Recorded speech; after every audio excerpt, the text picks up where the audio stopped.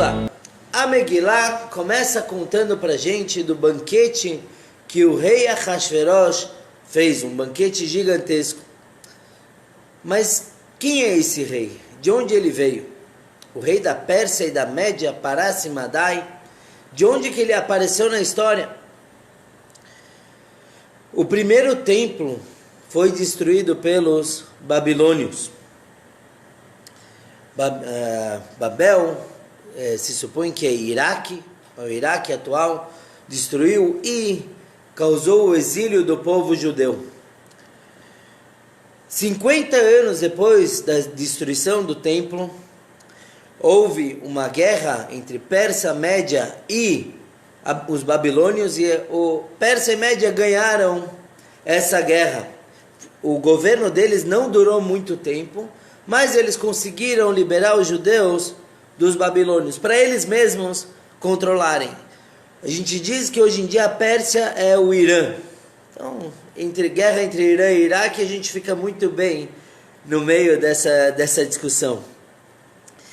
Aí aparece o rei Ahasverosh. Quem era o rei Ahasverosh? Tem algumas opiniões que dizem que ele era filho de Koresh, que era era um dos reis da Pérsia e da Média. E outros dizem que ele era um funcionário de Belshazzar. Belshazzar foi o último rei da Babilônia, antes da história de Purim. E o Ahasverosh, ele cuidava do estábulo de Belshazzar. Ele era simplesmente ele limpava a sujeira. E você vê, não é só aqui no Brasil que alguém que trabalha num zoológico consegue ser filho do presidente. Lá também, alguém que limpava estábulo chegou a ser o rei. Como ele se tornou rei? Porque quando o rei da Babilônia caiu, o Ahasverosh salvou a filha do rei, a Vashti, salvou ela da guerra, e ao casar com ela ele subiu para a grandeza. Então tem duas opiniões, ou que ele realmente era de sangue real, família real, ou que era um plebeu. O Ahasverosh cresceu muito, na verdade o reinado dele foi praticamente herdado, porque quando ele se tornou rei, ele já era rei de uma potência, superpotência. A Megilá conta que ele era rei de 127 países, desde Rodo até Cush. Ambos são na África. Rodo é a Índia e Cush é um país da África. E tem discussões se ele era rei somente daquela região que se compunha de 127 países, ou ele era rei do mundo todo. Quer dizer, Rodo e Cush eram muito próximos, e ele reinava o mundo de um ao outro, dando a volta em todo o mundo. O Ahasverosh, a Megilá conta que no terceiro ano do seu reinado, ele resolveu fazer um grande banquete. Por que ele decidiu naquele então fazer o banquete? Algumas opiniões. Na verdade, tudo que a gente vai contar da Megilá hoje são baseadas em várias opiniões que tentam interpretar nas entrelinhas da Megilá. Uns dizem que era o casamento dele com a Vashti. Ele salvou a Vashti, a rainha Vashti. Ele se tornou rei e 3 anos depois do seu reinado, quando ela fez 18 anos, ele se casou com ela. Outras opiniões dizem que o Ahasverosh, na verdade os reis, de forma geral, eles eram fanáticos pelos judeus. Eles calculavam o tempo deles pelos judeus. Havia uma profecia que dizia que os judeus seriam escravos ou exilados por 70 anos. Cada rei que assumia o poder começava a calcular os 70 anos para ver se já logo os judeus seriam redimidos. Isso era importante, porque eles sabiam que os judeus tinham uma importância espiritual muito forte, e caso os judeus fossem redimidos, ia acabar o reinado desses reis. Cada rei fez o seu cálculo. O Ahasverosh também fez o seguinte cálculo. Ele calculou de quando o último rei judeu, Joachim, foi exilado, ele contou 70 anos. E aí ele viu que os judeus não foram redimidos. Se eles não foram redimidos agora, eles jamais o serão. Então ele resolveu comemorar. O problema é que ele calculou 70 anos do exílio do rei judeu. E o correto era calcular 70 anos da destruição do templo, que foi 20 anos depois. Então ele errou na conta, mas ainda assim ele fez um grande farbrengen, uma grande festa, um banquete enorme. E uma terceira opinião diz que esse banquete era porque finalmente ficou pronto o trono dele. E o que tem de tão importante, todos os reis usavam tronos, é que quando os reis viam o trono do rei Salomão, que havia pertencido ao rei Salomão, eles invejavam aquele trono.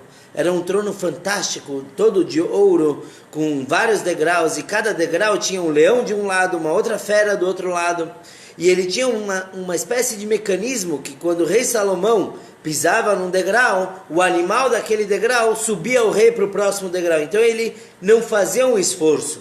Todos os reis tentavam imitar aquele trono, porque só o rei Salomão conseguia subir. Caso outro tentasse subir, o leão do primeiro degrau dava uma patada e tirava aquele rei. O Ahasverosh mandou que se fizesse um trono parecido de prata, e 3 anos depois do seu reinado, finalmente ficou pronto. E aí ele fez o banquete. E conta a Megilá como que era o banquete, quanto tempo durou? 180 dias.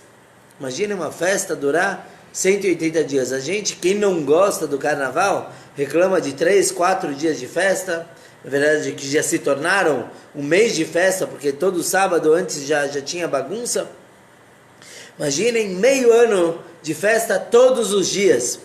E o Ahasverosh aproveitava para mostrar todos os seus tesouros, seu poder. Inclusive, um determinado dia, ele usou as roupas do sumo sacerdote do Kohen Gadol e mostrou os tesouros do templo de Jerusalém. Isso deveria ser uma grande tristeza para o povo. Ainda assim, muitos frequentaram esse banquete.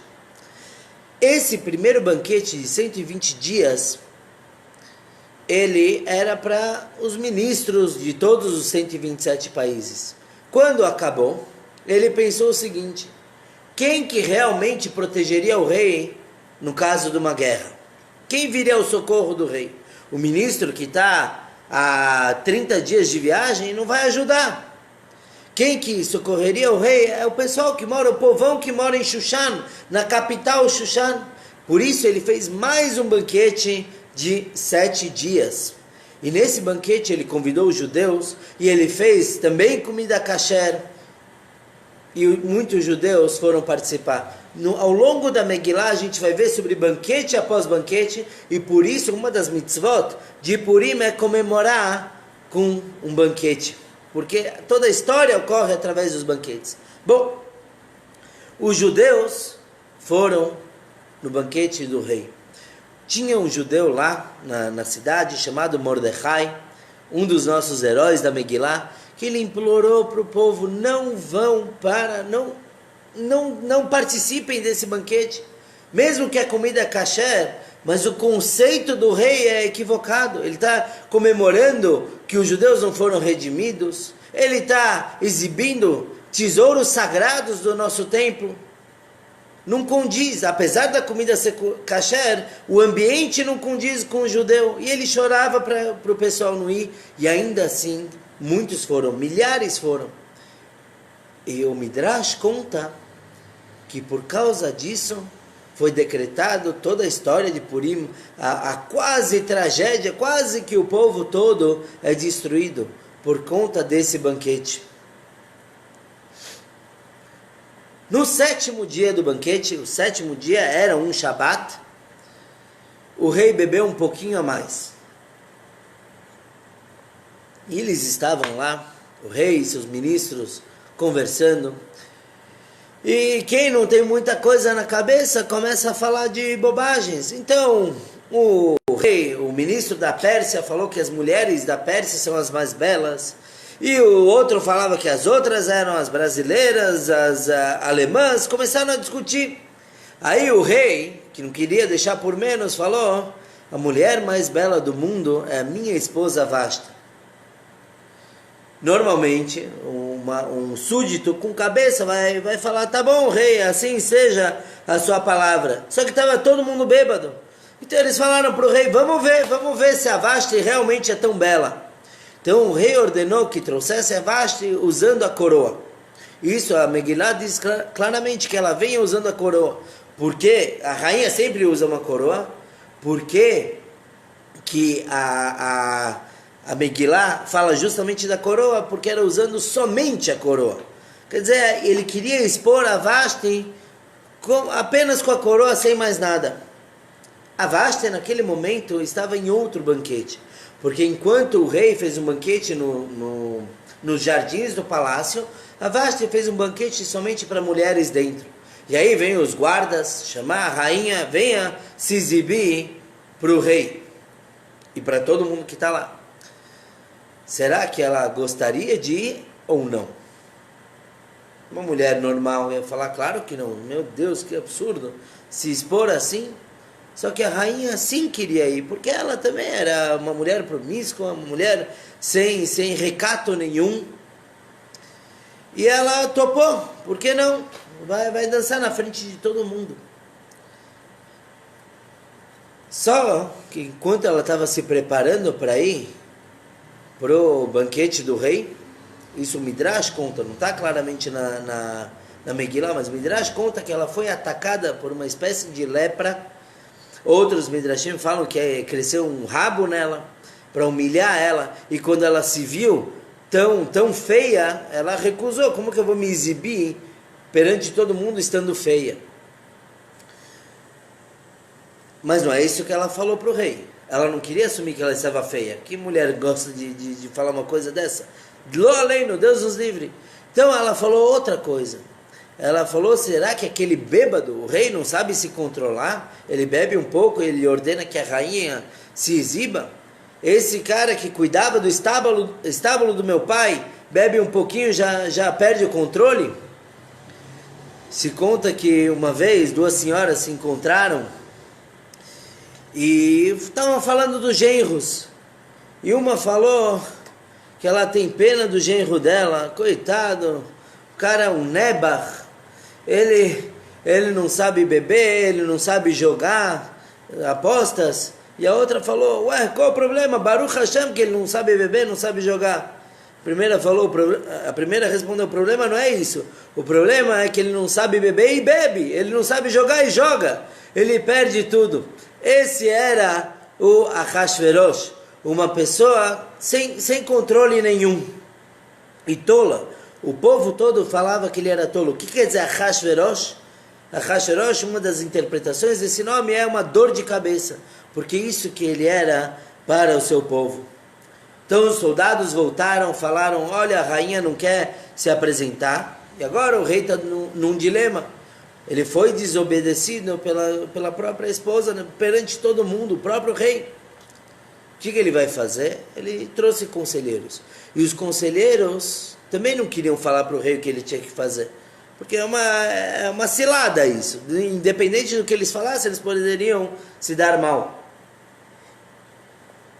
O conselheiro menos importante do rei, chamado Memuhan, orientou o rei o seguinte, olha, eu acho que o senhor deve mandar matar a rainha Vashti, e que se enviem cartas para todo o reinado, falando que as mulheres devem obedecer aos maridos, e que se a mulher é de um país e o marido de outro, que em casa se fale a língua do marido. Um absurdo, as feministas iriam surtar com uma coisa dessa. Pela Torá também, está completamente errado. Que negócio é esse de uma esposa obedecer o marido assim, forçada? Não existe isso. E aí o rei gostou da ideia, mandou enforcar Vashti e emitiu esses decretos. No fundo, esses decretos foram bons, porque quando posteriormente saiu um decreto do rei da morte dos judeus, muita gente desacreditava já dele.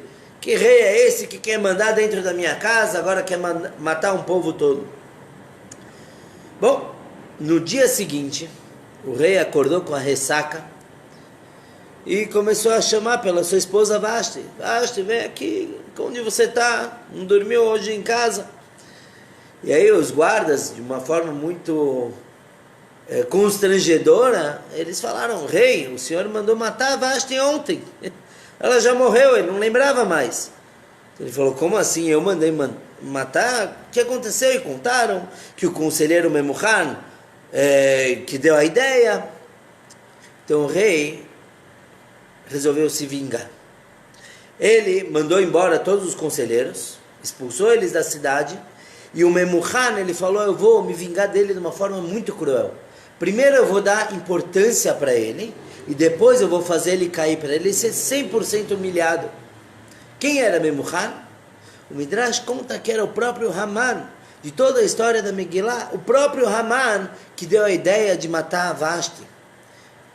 E por que ele fez isso? Porque ele queria que a filha se casasse com o rei. Então, tinha que matar a esposa do rei para isso, não? Realmente, o Ahasverosh deu importância para Haman, como vamos ver daqui a pouco, mas o plano inicial dele, de fazer o Haman cair para humilhar, ele esqueceu.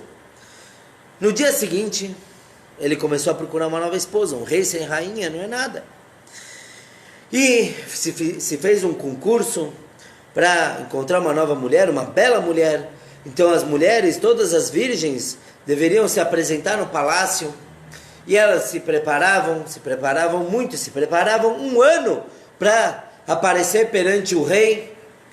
A Megillah conta de 6 meses passando especiarias, 6 meses de banhos especiais, para estarem belas perante o rei. E o rei tinha lá uma imagem da Vashti, ele comparava a moça com a imagem. Se ele gostava, ele casaria com ela, mas ninguém chegava aos pés da Vashti.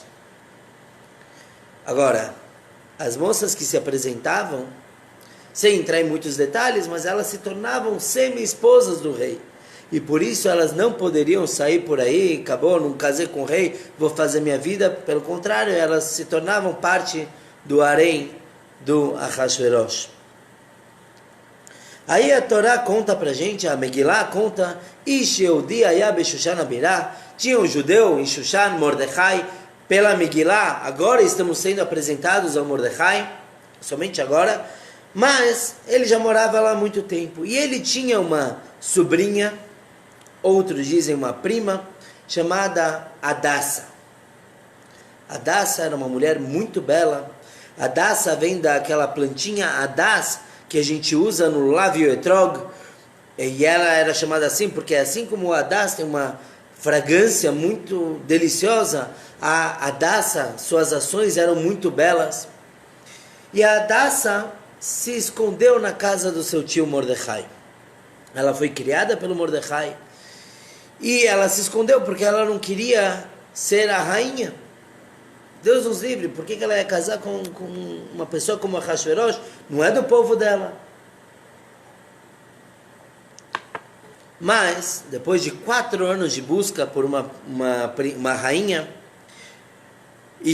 era uma busca infrutífera, o rei ficou furioso, porque ele sabia que em Shushan, na capital, tinha uma moça muito bela. E cadê ela? Por que ela não se apresenta? Então ele falou que caso encontrassem essa moça, se ela não se apresentasse, matariam ela e toda a família. Aí a Adassa foi falar com Mordecai, o que a gente faz? Agora é um perigo de vida. Mordecai falou, pelo jeito deve ser a vontade divina, se apresenta. Se ele te escolher, escolheu. Deus deve ter algum plano nisso. Mordecai orientou ela, mude o seu nome para Esther, não Adassa, que é o nome judaico. Esther agora é o nome judaico, na época não era. Se apresente como uma moça sem povo, não diga de que povo você veio, e vamos ver o que acontece. Esther também vem de uma palavra, na Pérsia se chamava uma Esther, porque ela era bela como uma estrela, e também Esther, porque ela se ocultou por 4 anos do rei. Quando a Esther se apresentou no palácio, primeiro, para 1 ano de preparação, ela não se banhava com nada especial, ela não tomou cuidado da pele, não usou joias, ela só usava o que o ministro do rei mandava. Se ele mandava ela passar alguma coisa, ela passava, só para não colocar ele em uma encrenca. Mas ela não se cuidava. A Esther tomava só banho, só o que precisava. Muito simples, ela não queria ser a rainha. Também alguns perguntam como que ela comia, se ela não comia kasher, ela se apresentou como vegana. Pronto, resolveu o problema. só vai comer vegetais, todos os vegetais são kasher, e problema resolvido. Infelizmente para ela, felizmente para nós, depois de um ano ela se apresentou no palácio e o rei não precisou olhar duas vezes.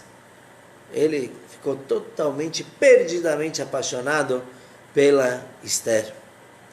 Alguns dizem que isso foi um milagre, porque de acordo com o Midrash, ela já tinha mais de 60 anos. Mas era bem conservada, e o rei olhou para ela e imediatamente pegou a coroa e colocou na sua cabeça. Planos divinos, a rainha Esther aceitou, Deus quer isso. E aí, o rei, numa conversa com a rainha Esther, falando sobre conselheiros, que ele mandou matar conselheiros, e o Haman, aí a rainha falou, por que o senhor não tem um conselheiro judeu? Afinal de contas, os últimos reis que governaram o mundo tinham conselheiros judeus. Por exemplo, o profeta Daniel era conselheiro de um rei. Vai ver que é uma coisa boa, sem falar que ela era judia. E aí, o rei perguntou, quem que pode ser um bom conselheiro? Ela falou, escutei que tem um indivíduo chamado Mordecai, que foi parte do Sinédrio, o grande tribunal de Jerusalém, pode ser que ele vai ser um bom conselheiro. E assim o Mordecai se tornou próximo do rei, mais próximo. Agora, o rei estava desesperado para saber de que povo é a rainha Esther. Então ele teve alguns truques. A Megilá conta que ele começou a dar desconto nos impostos, nos tributos dos povos. Então ele deu desconto para os árabes, depois deu para os persas. Para quê? Para ver em que povo a rainha Esther ia pedir mais desconto. Dá uma folga a mais para eles. Mas a Esther não era tola, então ela ficou quieta. Depois ele fez um grande banquete. Falou, Esther, convide quem você quiser. Esse é o banquete de Esther. E a rainha sabiamente convidou 5 ou 6 pessoas de cada povo, não mais os judeus. E assim o rei não sabia de que povo ela era. Ela conversava com todos. Finalmente, ele não aguentou mais.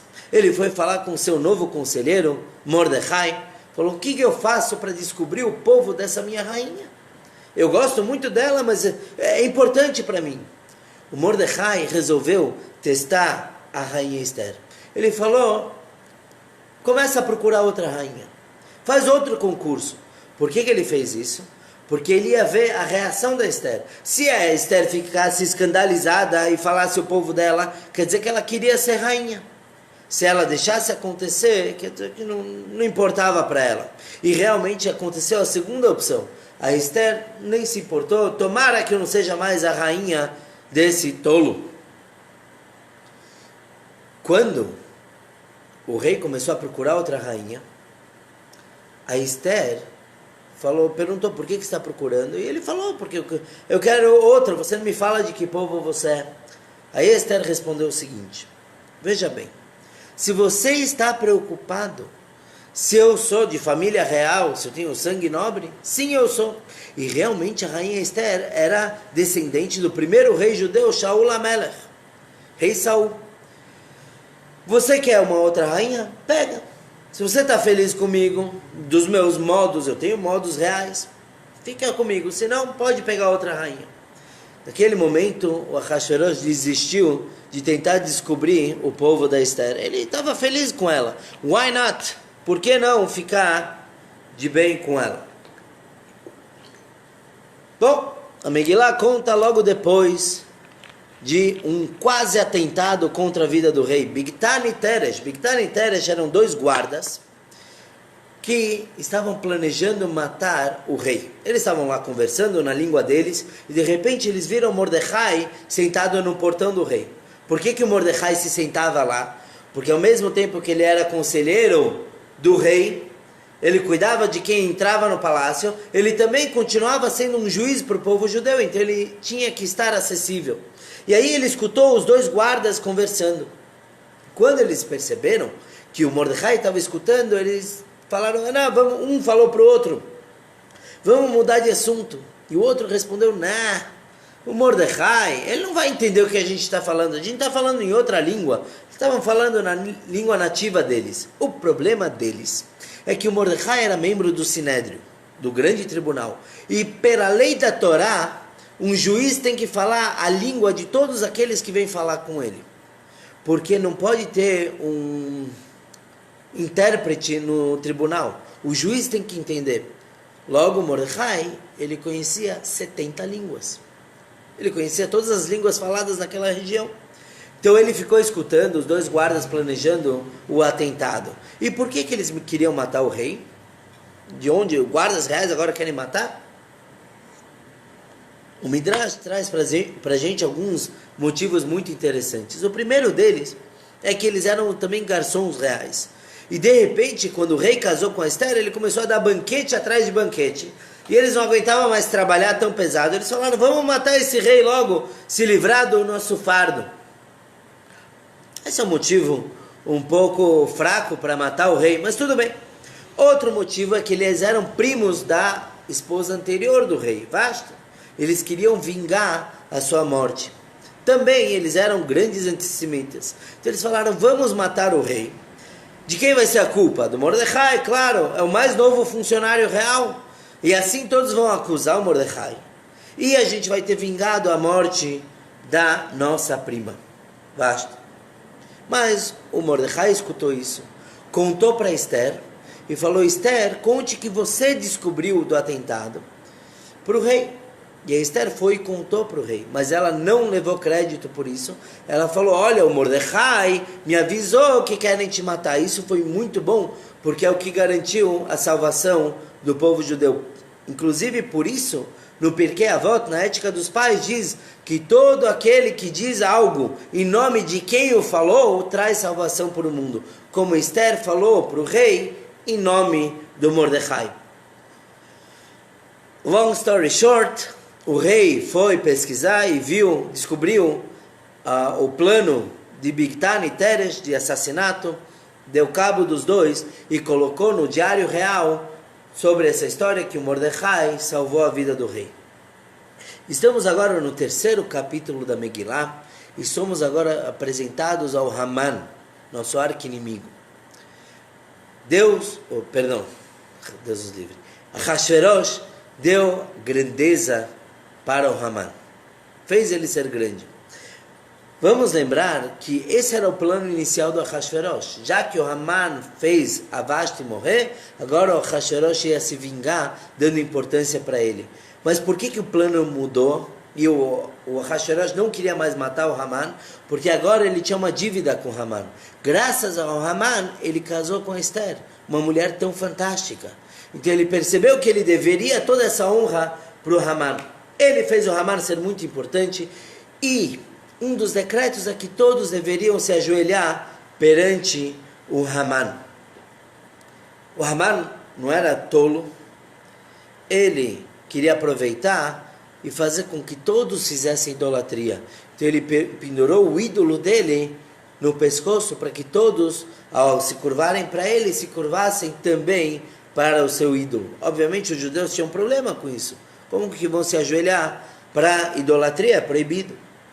Então o Mordecai não se curvava. E aí vem o Midrash, uma explicação fantástica, uma conversa que não consta na Megillah, mas quando eu li, achei isso demais.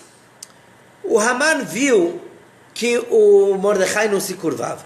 Aí ele chegou para o Mordecai, Mordecai, por que você não se curva? O Mordecai falou, como? Curvar para você? Uma pessoa desprezível? Inclusive, de acordo com alguns Midrashim, o Haman era escravo do Mordecai. Vamos ver isso depois. Mas o Mordecai explicou, eu não posso me curvar para você, você tem idolatria. Aí o Haman respondeu o seguinte, como você não se curva para mim?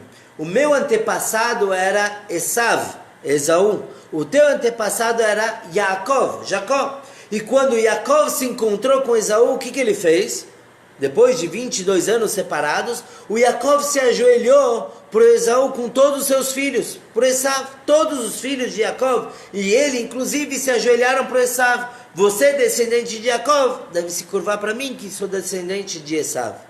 E aí o Mordecai diz o seguinte, você está errado. Por quê? porque eu sou da tribo de Binyamin, e a própria Megillah diz isso, ele era um Ish Yemini, ele era de Benjamim. E quando meus antepassados se curvaram para você, o Binyamin não tinha nascido ainda. 11 filhos tinha o Yaakov quando ele se curvou para o Esav.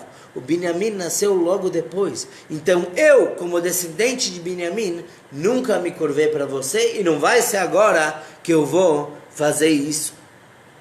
A gente comentou que o Haman era escravo de Mordecai, porque antes de serem ministros importantes, eles haviam sido capitães do exército do Ahasverosh. E uma vez eles foram numa guerra, e no retorno da guerra, o Haman comeu todas as provisões dele, e o Mordecai, como um homem regrado, ele foi dividindo sua comida até chegar em Shushan.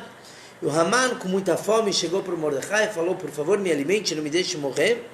E o Mordecai topou com a condição de que o Haman se tornasse seu escravo. Existem várias versões para isso, se a gente contar todas, a gente vai prolongar o shiur demais. Mas, em resumo, o Haman era escravo do Mordecai, como eles não tinham como fazer um contrato no meio do deserto, no meio do caminho de volta, o Haman escreveu no sapato de Mordecai que ele era escravo dele. E por isso, quando o Haman passava, não só que o Mordecai não se curvava perante ele, mas o Mordecai apontava para o seu sapato, lembrando que o Haman era o seu escravo. O Haman ficou furioso. Como que Mordecai se recusa a se curvar para mim? Falou: eu vou matar o Mordecai. Mas somente o Mordecai não é o suficiente, porque os judeus sempre vão ter um líder que não vai se curvar para mim. Nenhum judeu vai se curvar, então eu quero acabar com todo o povo. Como que ele vai fazer isso? Ele chegou para o rei. Falou: olha, rei, reizinho querido do meu coração, tem um povo que está espalhado em todos os teus reinados, porque assim somos nós, os judeus estão espalhados no mundo todo. Tem um povo que não te admira, que não trabalha, que ele fala o tempo todo, você vai fazer um negócio com eles, um contrato, um serviço, eles falam Shai Pai. O que é Shai Pai? Shai quer dizer Shabbat Hayom, hoje é Shabbat. Pai é Pesach Hayom, hoje é Pesach, hoje é Páscoa. O tempo todo eles têm festas, eles nunca estão trabalhando, eles acordam de manhã, vão rezar o Shema, depois vão rezar a reza da manhã, depois vão comer, aí fazem Birkat Hamazon, mais 2 horas de reza, passam o dia rezando, vão trabalhar, trabalham muito pouco, não rendem nada para o rei, porque quem trabalha pouco ganha pouco, então não paga muitos impostos. Então ele começou a falar mal do povo judeu, sem especificar que eram os Yehudim. Óbvio, houve toda uma conversa, pergunta e resposta entre o rei e o Haman. Mas no final, o Haman falou: eu estou disposto a pagar 10.000 peças de prata pelo povo. Deixa eu comprar esse povo. Por que 10.000 peças de prata? Foi o cálculo que o Haman fez de 600.000 vezes meio shekel, que é a moeda que 600.000 homens do povo deram no deserto para sua contagem. Ele falou: eu vou comprar o povo dessa forma. O Ahasverosh não era tão tolo, ele sabia que o Haman estava falando dos judeus, então ele falou: pode ficar com dinheiro e pode fazer com o povo o que você bem entender. O Midrash conta que é como um homem com um monte de terra no seu terreno e outro homem com um buraco no seu terreno. Então o segundo vem para o primeiro e fala: você me vende tua terra para eu deixar meu terreno plano? O primeiro responde: claro, leva de graça, porque eu também quero deixar meu terreno plano. Então a terra de um cobre o buraco do outro. Esses eram Haman e Ahasverosh. Inclusive alguns dizem que o Ahasverosh, o rei, era mais antissemita do que o Haman. Bom, o Haman, ele resolveu fazer um sorteio para decidir que dia que mataria o povo judeu. O sorteio chamado de Pur, e por isso Purim leva esse nome. E aí ele fez um sorteio interessante, ele pegou 356 pedaços de papel, escreveu números, e 12 papéis com os meses do ano. E aí ele sorteou da seguinte forma: o dia do ano deveria caber com um mês. Então, óbvio, se ele tirasse Nissan, que é o primeiro mês, e o número 48, obviamente o dia 48 do ano não cabe no primeiro mês. Mas o sorteio caiu de primeira, o número que saiu foi 337 e o mês foi Adar. Combinavam. É o dia 13 de Adar. O Haman ficou feliz da vida, como a gente comentou no shiur passado. Era um mês que Moisés faleceu, era um mês que ele considerava um mês triste para os judeus. Então ele aceitou, ele determinou que no dia 13 de Adar, que inclusive é o último dia do Shiva, do luto, o primeiro luto de Moshe Rabbeinu, ele pegou aquele dia para decretar a exterminação, a solução final para o povo judeu. Ele fez outros tipos de sorteio também, mas o shiur vai se prolongar demais se a gente comentar de todos. Quem quiser depois eu mando no particular. O Haman então mandou 2 cartas para cada reinado. A primeira carta ordenando que todos se preparassem para o dia 13 de Adar, para a morte de todo um povo. E na segunda carta estava escrito que povo que era. Para que isso? Para que os judeus não pudessem se preparar. Então mandou cartas para todo lugar. E ele não contava com a astúcia do seu arqui-inimigo do Mordecai. Mordecai, quando soube desse decreto, ele não era bobo, não era tolo, ele sabia que se tratava do povo judeu. Então Mordecai agora, desesperado, ele rasgou sua roupa em luto, usou cinzas na cabeça e começou a chorar: judeus, retornem para o caminho, façam tchuvá. E aí ele chegou até o portão do rei. Ele não podia entrar, porque era proibido uma pessoa vestir luto e adentrar o palácio. Isso é um mau sinal para o rei. A rainha Esther, quando soube disso, mandou roupas novas para o Mordecai vestir. Como assim? O meu tio vestido, maltrapilho? E o Mordecai não aceitou. E ele informou, através de um mensageiro, ele informou a rainha do plano do Haman. E aí ele falou o seguinte: querida rainha Esther, se prepare e vá para o rei pedir pelo seu povo. Chegou o momento de você se revelar como judia. A rainha falou: tem um problema, eu não posso fazer isso. Por quê? O Haman fez um decreto que era proibido qualquer pessoa aparecer perante o rei, sem ser chamado. Por que o Haman fez isso? Porque ele suspeitava da rainha. Essa rainha é muito chegada com esse Mordecai, deve ser judia, então eu vou dar um jeito de impor um decreto que o rei, que ninguém pudesse se apresentar sem ser convocado pelo rei. Quem fosse na sala do trono, sem ser chamado, era morto imediatamente. Então a Esther falou para o Mordecai: eu não posso ir para o rei, porque já fazem 30 dias que ele não me chama. Então ele deve estar de birra comigo, deve ter algum problema, e agora se eu for para lá eu vou morrer. Vejam a resposta do Mordecai: que? Você quer salvar a tua pele?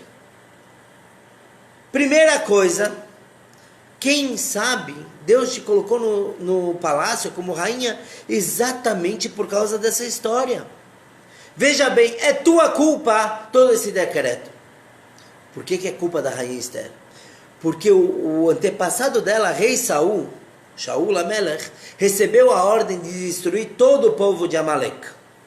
E quando ele fez a guerra contra Amalek, contra a ordem divina, contra o que disse o profeta Samuel, ele deixou o rei vivo. O Agag, ele deixou o rei vivo, e o rei conseguiu procriar antes de ser morto. Ele conseguiu ter relações com algumas mulheres antes de ser morto. E daí veio o Haman. Se o rei Saul tivesse matado todos do povo Amalek, como era a ordem, Haman não teria nascido. Então veja bem, rainha Esther, você é descendente do rei. Talvez você está aí no palácio para consertar o engano do teu antepassado. E saiba também, a salvação vai acontecer. O povo judeu nunca vai ser exterminado. Mas se você, minha cara, não quiser ter a ver com isso, você vai ser penalizado e o povo vai ser salvo. Tá bom? A Esther viu que o tio está falando sério. Então ela falou: por favor, decrete um jejum de 3 dias. E após esse jejum eu vou me apresentar.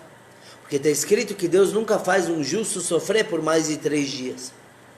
Mordecai respondeu, mas querida rainha Esther, estamos no mês de Nissan.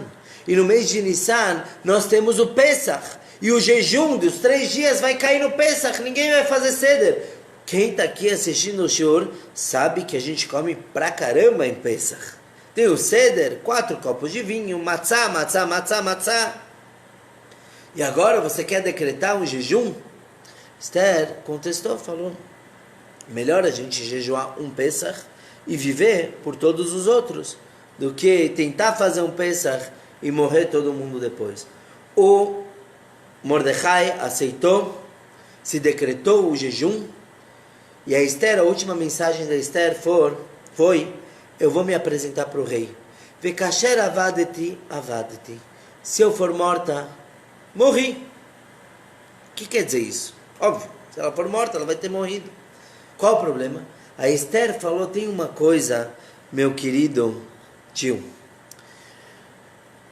Ela, obviamente, ela já estava casada há muito tempo com o rei. Então vamos imaginar, somos todos adultos aqui, ela teve relações várias vezes com o rei. Tem 2 interpretações para as relações que ela teve. A primeira delas é que, usando nomes cabalísticos, ela criou um demônio com a sua imagem.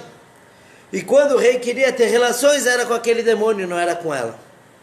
Outra explicação é que já que ela foi casada contra sua vontade com o rei, cada relação que ela tinha com o rei era considerada um estupro. Deus nos livre, mas era como ela se sentia. Ela estava sendo estuprada pelo rei. O estupro, obviamente, não traz pena de morte para a mulher que está passando por isso. O problema é, agora, depois dos 3 dias de jejum, ela iria para o rei, ou seja, ela ia conversar com o rei em todos os sentidos da palavra.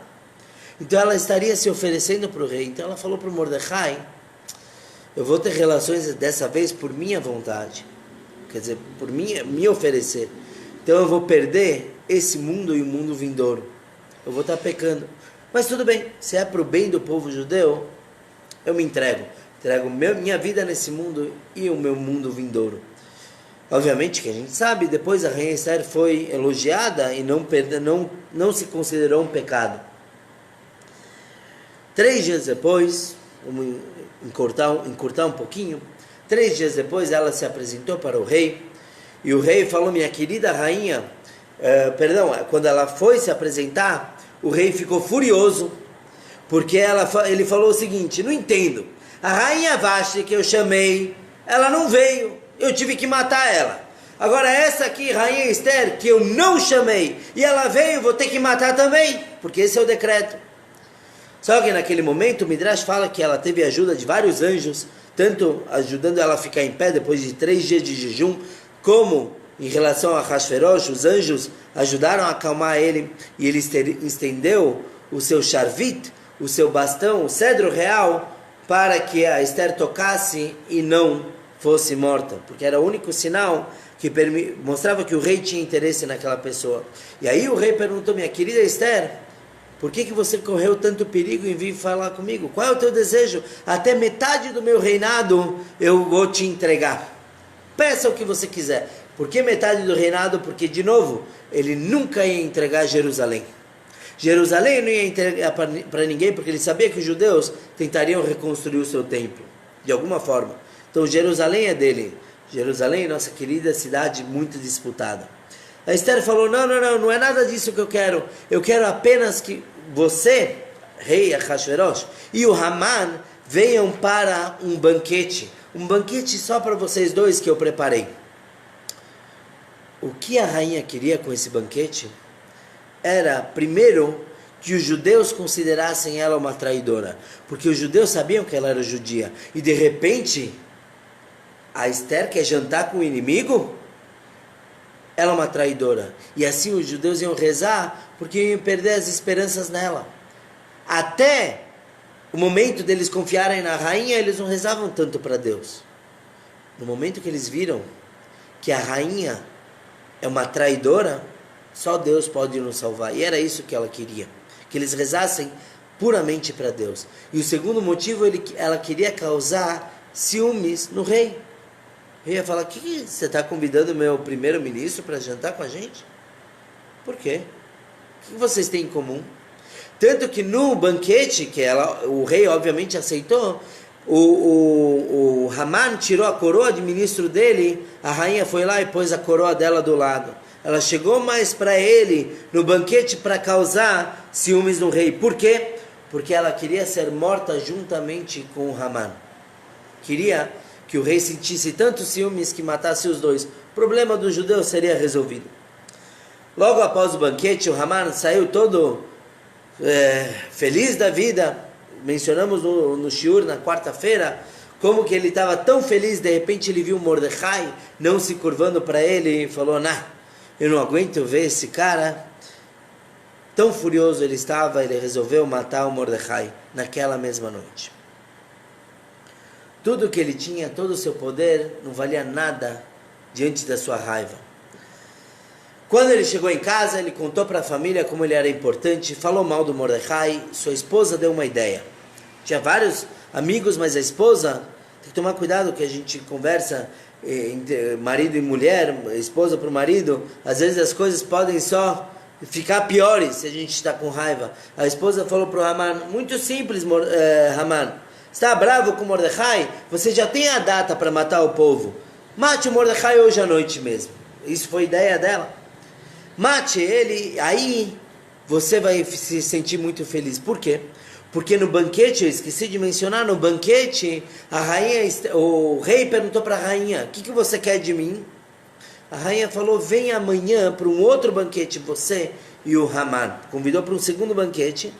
E aí, a esposa do Haman falou, matando o Mordecai, você vai ir feliz para o segundo banquete. E para terminar, qual foi a ideia dela? Como que deveria matar o Mordecai? Porque na água não funcionou.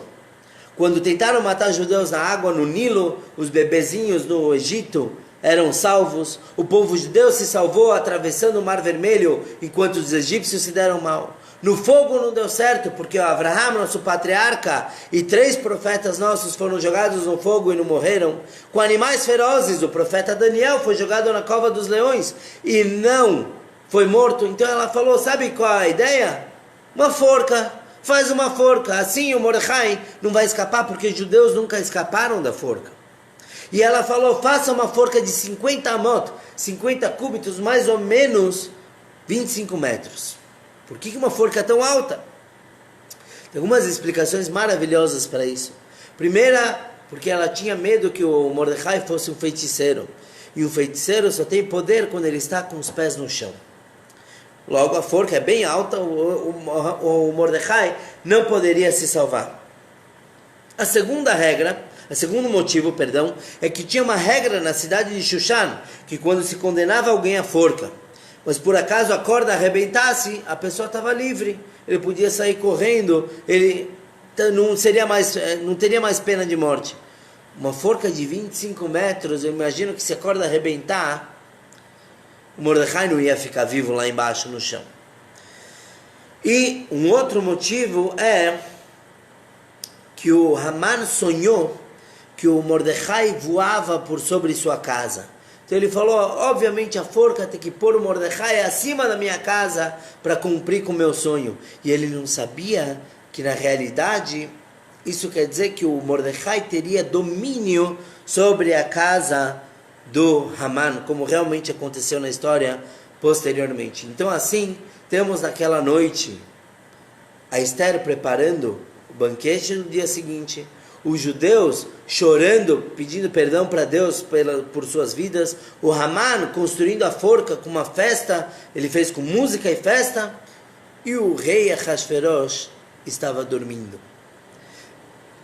A continuação da Megillah, se Deus quiser, a gente vai continuar a história no próximo shiur, segunda-feira que vem, se Deus quiser. Saibam vocês assim, um spoiler, que agora muda tudo. As próximas frases da Megillah, vale a pena ler, pessoal, olhar no link que a gente mandou da Megillah, vale a pena ler a continuação, o que realmente aconteceu. Tem explicações cabalísticas para a nossa continuação, eu não vou contar mais nada. Bom, Shkoyach a todos que participaram.